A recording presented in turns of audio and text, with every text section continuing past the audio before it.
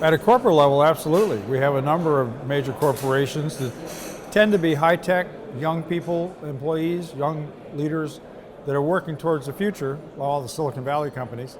And interestingly enough, the cost of electricity as a percentage of their revenues is really quite small. So they can afford to do it, and these are very profitable companies. So they can they're building their companies on high, big ideas to begin with. And so this fits with them. And so yeah, company by company, we're seeing that. Secondly, there's a case to be made by municipalities. There we see cities, Palo Alto, Austin, Texas, individual cities that are where their electricity department is part of the city government, what we call municipal utilities. They have to report to the city council. It's not like an investor-owned utility that reports to shareholders. They report to a city council. And city councils are political, and they can decide for philosophical, social reasons, they want their city to be 100% renewable. And this is happening already. And so these two cases of certain types of corporations and certain cities, it's happening already. Yeah, there is a financial case. And the case is the nature of the economic profile of renewable energy as compared to fossil energy generation of electricity. The way it works today is that where we have oil, gas, coal-fired power plants, the regulators have set rates so that people pay an electric rate, which is a certain fixed cost, but then the variable cost, the fuel cost, whatever it is, there is no guarantee. If gas prices go up, I pay more. It's called a pass-through. Okay, it's a pass-through. So we have no assurance in the old utility model, and I've been speaking to this for 35 years, because these decisions were made in the 1970s when oil and gas prices suddenly took off unpredicted. And so the regulators shifted to a model where those costs would be passed through because they're not predictable, they're not controllable, and they can't hold the utility accountable to constrain their fuel costs. Well, that's become the norm and we accept it now. But now there's a better alternative, which is solar and wind and also other renewables, particularly those two. They're financed over a period of 20 years and have very little variable cost, no fuel cost, which means when we finance a solar project or a wind project, we're locking in the electric rates for 20 years and maybe more.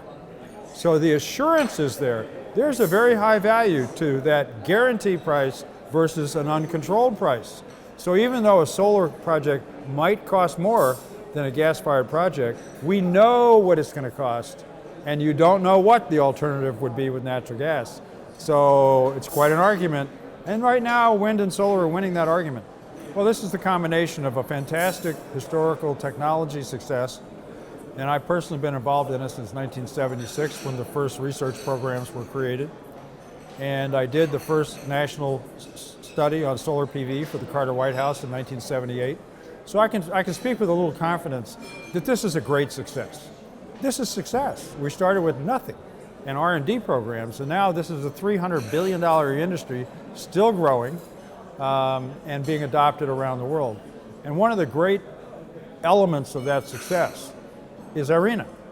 Where would we be without IRENA? What if IRENA had never been formed? We wouldn't have seen the global adoption of renewable energy the way we have in the last 5 years. You know, you can't say, congratulations, IRENA, you created this success, but I will say that's the case. No, but we have our own sustainability program, and has been there for quite a while, almost 15 years.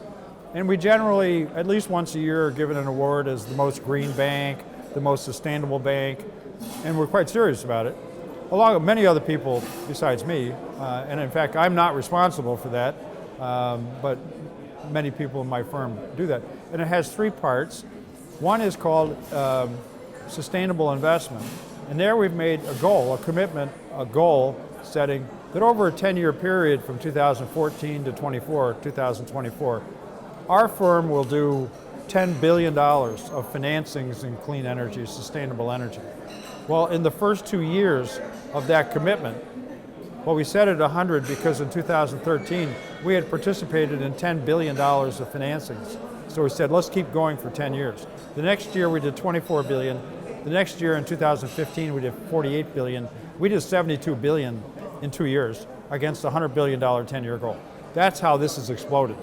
But we were very serious in going after that, and by setting a goal, it galvanized a lot of bankers and financiers that work for Citi to go after that, and it had a terrific effect. And then we have what we do in sustainability ourselves in our own operation. We have 12,000 buildings in Citi, if you can imagine. We have over 200 LEED certified buildings. We have more LEED certified buildings than any organization in the world. Even our US federal government doesn't have 200 LEED certified buildings. We're quite serious about this and realistic. We do it when it's economically viable, and we don't have free money to do that internally. Each of the operations has to compete for that. But we have a goal, we have an ethic to do responsible financing as a bank, as a financial institution, and sustainability is part of that responsibility. So it's happening in real time. It's not like what we're doing in the future, we're doing it right now, and we're well along. We're up in the range of $300 billion a year globally being invested. You know, each of the markets goes up and down with economic conditions, financial conditions, government policies expire and get renewed, and so forth. And so China was booming for the past 10 years. And now they've cut back because they were getting over a little too much getting installed. They couldn't interconnect it fast enough. So they've reduced it. That's very disruptive. Europe peaked in 2011 and has been on a slow decline, but still installing a lot every year, just not at that frenzied level they were. Japan, after the Fukushima accident, went full bore on solar, put tremendous incentives in place to have immediate impact, knowing it was a short-term strategy, and they would pull that off. And so they peaked, and now they're coming down a bit. The UK was very strong with incentives. They suddenly reversed. They had a political decision to go with nuclear instead of solar. They reversed. The solar industry's collapsed. But meanwhile, it's coming up in other places, Thailand and Taiwan and Vietnam and all the Southeast Asia is coming. Africa's picking it up. South Africa, big success. They've completed a cycle. They're coming down now. So we have all the different markets coming up and down. When you add them all up, plus the cost of equipment coming down, we have the same megawatts installed for less price. But I admit, it's absolutely true that markets are popping up and down. But we're at the 300. The problem I would point to, not the little $18 million changes. The problem is we're kind of peaking at $300 billion a year, and we need to get to $1 trillion a year. How do we make that lift? It's even worse than that. In the OECD and BRICS countries, they get 93% of that $300 billion. That's a fact. Only 7% went to the other 140 countries, and they only got 22 billion. Well, the OECD and BRICS countries only have to double their investment to get to the $1 trillion level, their half. But all the other 140 developing countries, they got to increase their level of investment by 25-fold, immediately. That's the challenge right there. We have a huge financing challenge. And by the way, we don't follow markets in renewable energy. We create markets. That's why all these people are here. We're here to create markets through policy, and then we have the economics that help us out. But you know, our drive now, we've succeeded in getting to the 300 billion level. It's been at that level for about 4 years. Now we're here talking about how do we take it all up, and particularly in the developing countries. And we know what to do, we just have to pay attention and do it.